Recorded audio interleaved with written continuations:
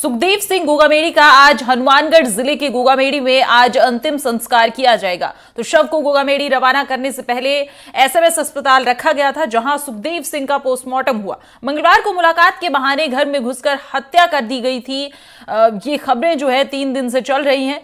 हमलावरों ने सुखदेव सिंह पर कई राउंड गोलियां बरसाई थी और पुलिस ने दोनों हत्यारों की पहचान कर ली है। स्थानीय प्रशासन ने आश्वस्त किया है कि आरोपियों को 72 घंटे के अंदर गिरफ्तार कर लिया जाएगा। परिवार को पुलिस सुरक्षा, हथियार का लाइसेंस, एक सदस्य को सरकारी नौकरी देने की मांग भी मान ली गई है। सुखदेव सिंह की हत्या को लेकर स्थानीय लोगों में आक्रोश है और जयपुर समेत राजस्थान के कई जिलों में आज लगातार दूसरे दिन धरना प्रदर्शन भी हो रहा है।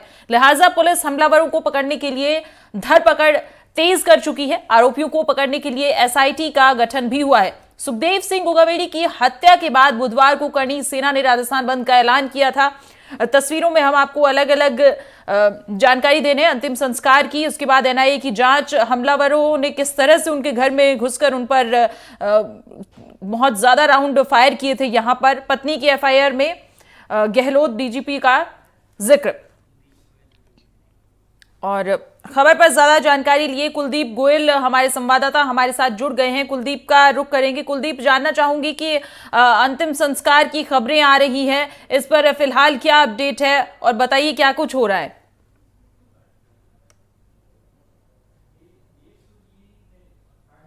जी कुलदीप, आप मुझे सुन पा रहे हैं? तो सुखदेव सिंह गोगामेडी के अंतिम संस्कार के लिए, क्योंकि अंतिम संस्कार जो है वो गोगामेडी में होगा, राजस्थान में बंद का व्यापक असर दिखा, क्योंकि जो समर्थक हैं उन्होंने राजस्थान बंद का ऐलान किया। अलवर के व्यापारी संगठनों का विरोध प्रदर्शन भी आज और शिक्षण संस्थान भी बंद है। और कुलदीप हमारे साथ इस वक्त जुड़ गए हैं। दोबारा से कुलदीप का रुख करना चाहेंगे। कुलदीप, जानना चाहूंगी क्योंकि अंतिम संस्कार की खबरें आ रही हैं, फिलहाल वहां से क्या अपडेट है हमें बताइए। जी बिल्कुल, हम अभी सुखदेव सिंह गोगामेडी के पैतृक जो गांव है गोगामेडी में मौजूद हैं और उनके निवास स्थान पर खड़े हैं। यहां पर बताया जा रहा है कि तकरीबन 1.5 से 2 घंटों के अंदर जो उनकी पार्थिव देह है वो यहां पहुंचेगी और उसके बाद अंतिम संस्कार किया जाएगा। जयपुर से जो पार्थिव शरीर है वो रवाना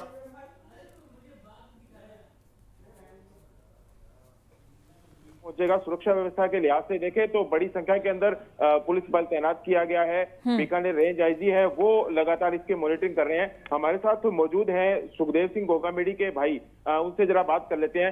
भाई साहब, क्या नाम है आपका? दलीप सिंह नाम। ठीक है। बीती रात कुछ जो मांगे थी उन पे सहमति हो गई है, लेकिन आप क्या कहना चाहेंगे? हाँ, सहमति तो बनी है कुछ। हाँ, और आगे भी हमारे को सुरक्षा चाहिए। हाँ, पहले भी सुरक्षा मांगी थी, पंजाब पुलिस से, राजस्थान पुलिस को कहा था पहले सुरक्षा नहीं दी, अभी हमारे को सुरक्षा चाहिए। हमारी जान को खतरा है, पूरी सुरक्षा मिलनी चाहिए हमारे परिवार में। बताया जा रहा है कि पंजाब पुलिस ने भी राजस्थान जो पुलिस है उसको आगाह कर दिया गया था कि बठिंडा जेल से इनपुट मिले हैं और बार बार सुखदेव सिंह द्वारा भी मांग की जा रही थी सुरक्षा की, नहीं दी गई। और अब आप क्या कहना चाहेंगे? अभी हमारे को सुरक्षा बिल्कुल चाहिए, सुरक्षा चाहिए। हाँ, सरकार से ये गुहार है हमारी। ठीक है। हमारी जो मांगे थे वो सारी स्वीकार कर ली सरकार ने, और सुरक्षा चाहिए। और तय संस्कार अभी बाद होगा, अंतिम संस्कार यहाँ पहुंचने वाले हैं। और ये बार ये थे सुखदेव सिंह गोगामेडी के जो भाई है। उन्होंने कहा है कि उन्होंने पहले भी सुरक्षा मांगी थी, लेकिन अभी भी इनको लग रहा है कि जो बाकी परिजन है उनकी जान को खतरा है। ऐसे में जो पुलिस प्रशासन है उनके परिजनों तक जो सुरक्षा व्यवस्था मुहैया कराए। हमारे साथ स्थानीय जो मीडिया कर्मी, उनसे बताइए कि यहाँ पर काफी बड़ी संख्या के अंदर पुलिस बल तैनात किया गया है, क्या क्या कहना चाहेंगे इस पर? भादरा से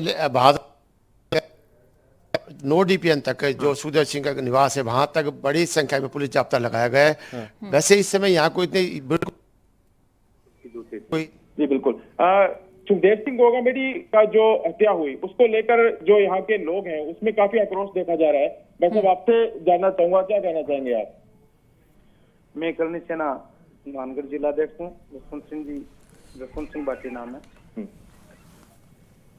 सुखदेव सिंह के इस प्रकार से हमारे बीच से चला जाना हमारे और हमारे समाज के लिए नहीं, इस एरिया के और राजस्थान के लिए बहुत ही बड़ी अपूर्णीय क्षति है। इन्होंने सुरक्षा मांगी थी राजस्थान सरकार से, गत सरकार से। 3 वर्षों तक लगातार धरना प्रदर्शन भी करते रहे। सरकार समय रहते चेत जाती तो ये आज दिन हमें देखना नहीं होता।